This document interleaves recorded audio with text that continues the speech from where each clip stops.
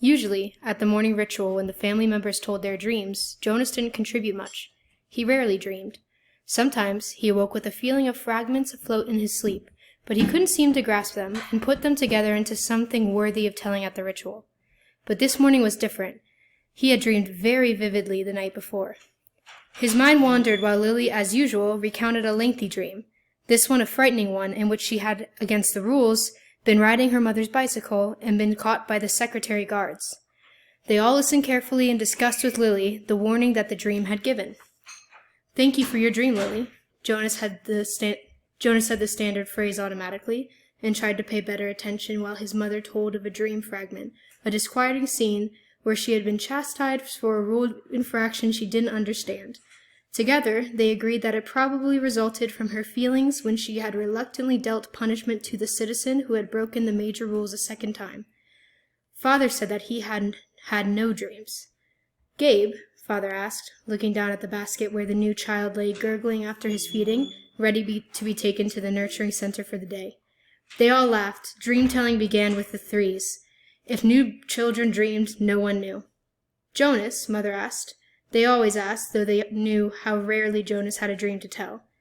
"I did dream last night," Jonas told them. He shifted in his chair, frowning. "Good," Father said.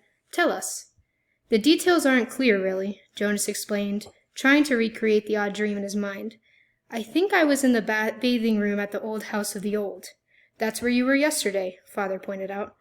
Jonas nodded. But it really wasn't the same. There was a tub in the dream, but only one. And the real bathing room had rows and rows of them. But the room in the dream was warm and damp. And I had taken off my tunic, but hadn't put on the smock, so my chest was bare. I was perspiring because it was so warm. And Fiona was there, the way she was there yesterday. "Asher too?" Mother asked. Jonas shook his head. No, it was only me and Fiona, alone in the room, standing beside the tub. She was laughing, but I wasn't. I was almost a little angry at her in the dream, because she wasn't taking me seriously. "Seriously about what?" Lily asked. Jonas looked at his plate. For some reason he didn't understand. He felt slightly embarrassed. "I think I was trying to convince her that she should get into the tub of water." He paused. He knew he had to tell it all, that it was not only all right but necessary to tell all of the dream. So he forced himself to relate the part that made him uneasy. "I wanted her to take off her clothes and get into the tub," he explained quickly. "I wanted to bathe her. I had the sponge in my hand, but she wouldn't. She kept laughing and saying no." He looked up at his parents. "That's all," he said. "Can you describe the strongest feeling in your dream, son?" Father asked. Jonas thought about it. The details were murky and vague, but the feelings were clear and flooded him again now as he thought. "The wanting," he said. "I knew she wouldn't, and I think I knew that she shouldn't, but I wanted it so terribly. I could feel the wanting all through me." "Thank you for your dream, Jonas," Mother said after a moment. She glanced at Father. "Lily," Father said, "it's time to leave for school. Would you walk beside me this morning and keep an eye on the new child's basket? We want to be certain he doesn't wiggle himself loose." Jonas began to rise to collect his school books. He thought it surprising that they hadn't talked about his dream at length before the thank you. Perhaps they found it as confusing as he had. "Wait, Jonas," Mother said gently. "I'll write an apology to your instructor so you won't have to speak one for being late." He sank back down into his chair, puzzled. He waved to Father and Lily as they left the dwelling, carrying Gabe in his basket. He watched his mother tidy the remains of the morning meal and place the tray by the front door for the collection crew. Finally, she sat down beside him at the table.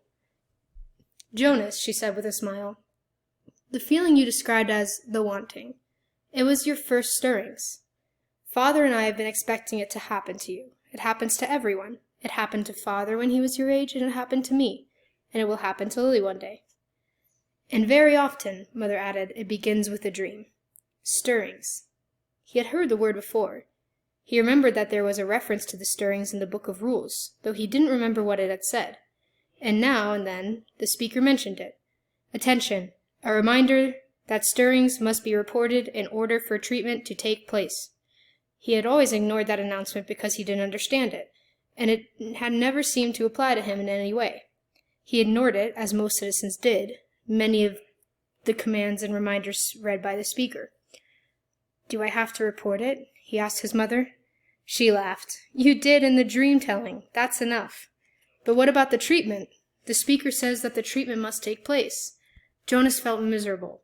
Just when the ceremony was about to happen, his ceremony of 12, would he have to go away someplace for treatment, just because of a stupid dream?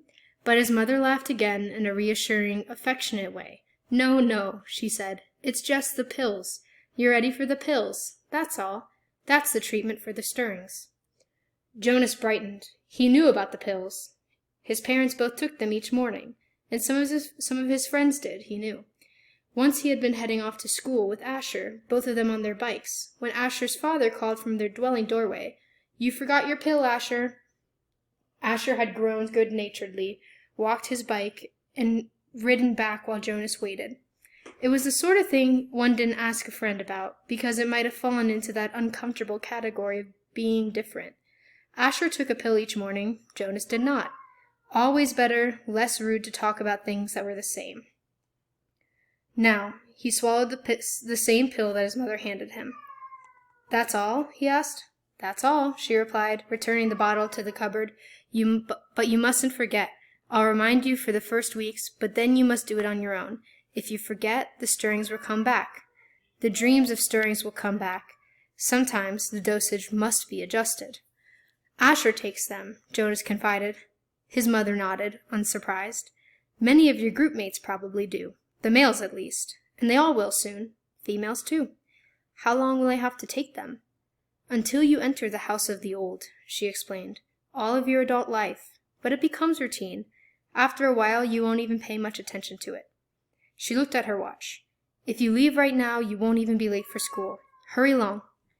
"And thank you again, Jonas," she said as he went to the door, "for your dream." Pedaling rapidly down the path, Jonas felt oddly proud to have joined those who took the pills. For a moment, though, he remembered the dream again. The dream had felt pleasurable. Though the feelings were confused, he thought that he had liked the feelings that his mother called stirrings. He remembered that upon waking, he had wanted to feel the stirrings again. Then, in the same way that his own dwelling slipped away behind him as he rounded a corner on his bicycle, the dream slipped away from his thoughts. Very briefly, a little guiltily, he tried to grasp back at it.